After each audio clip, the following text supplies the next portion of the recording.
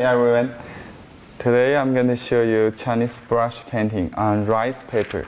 This is a rice paper. Very thin. It's not edible though. It's special paper for traditional Chinese brush painting. In Japanese, they also call it sumi A, ink painting paper. So we need Chinese brush. This is a soft hair brush. This is a stiff hair brush.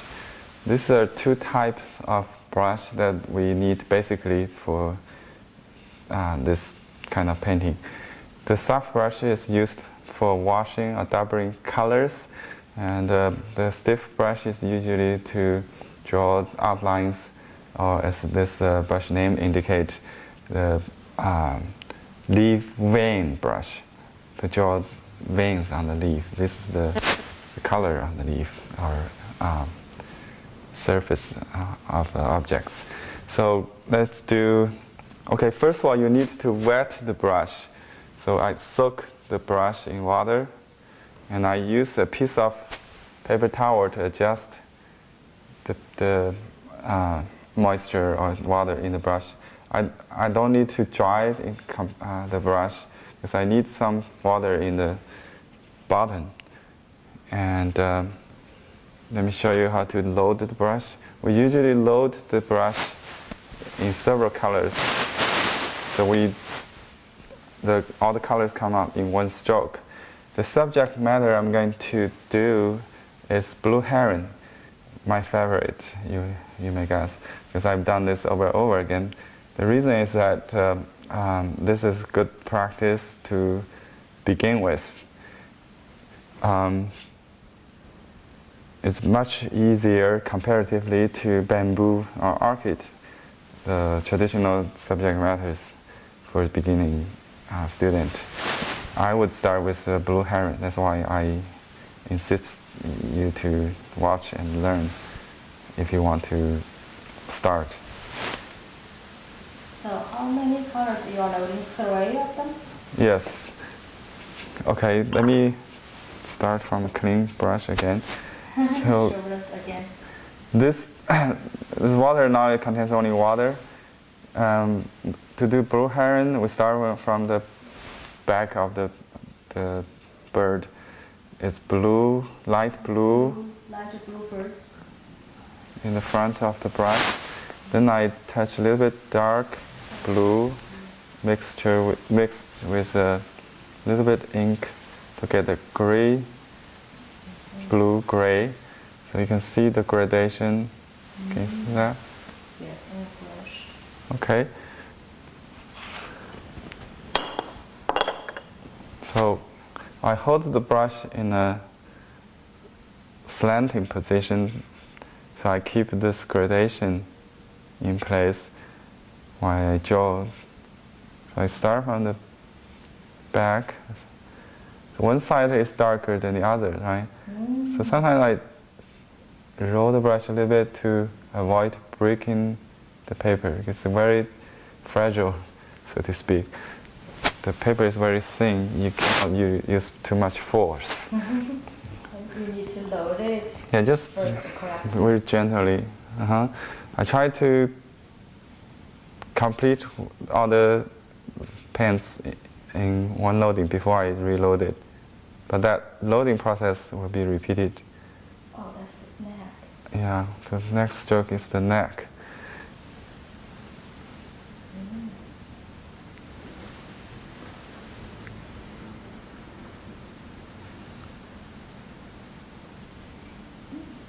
So dry the brush, and then it's very dry. I want to create a contrast. This time you want very dry.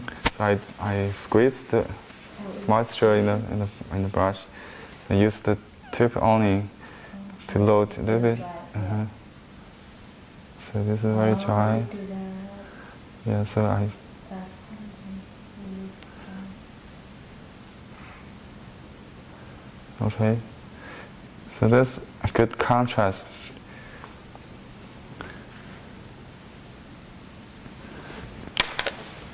Now I shift to stiff brush to draw the beak and the legs.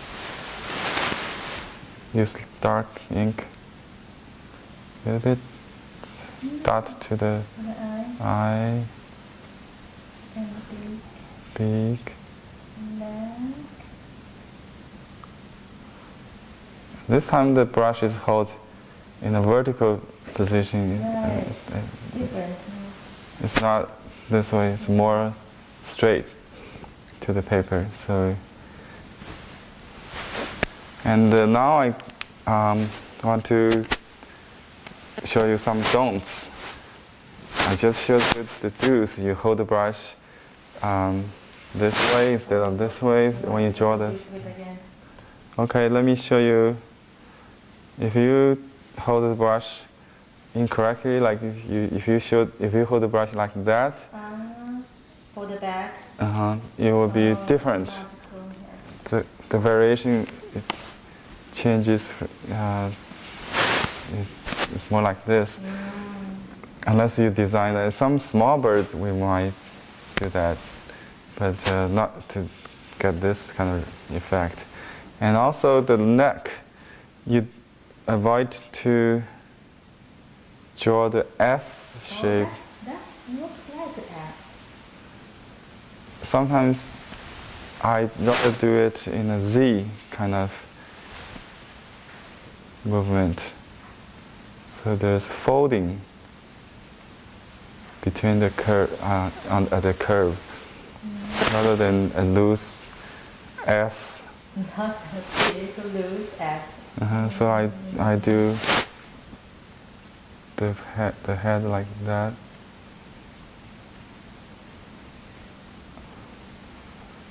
You cannot folding the at the time. See.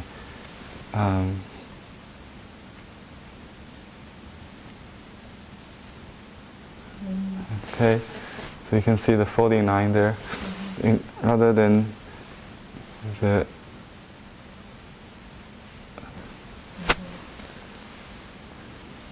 But sometimes you can do that, but if you want exactly like this, notice the difference.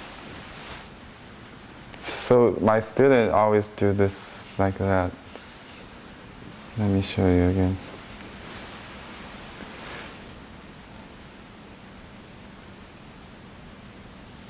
See, make a quick turn. Quick turn, this.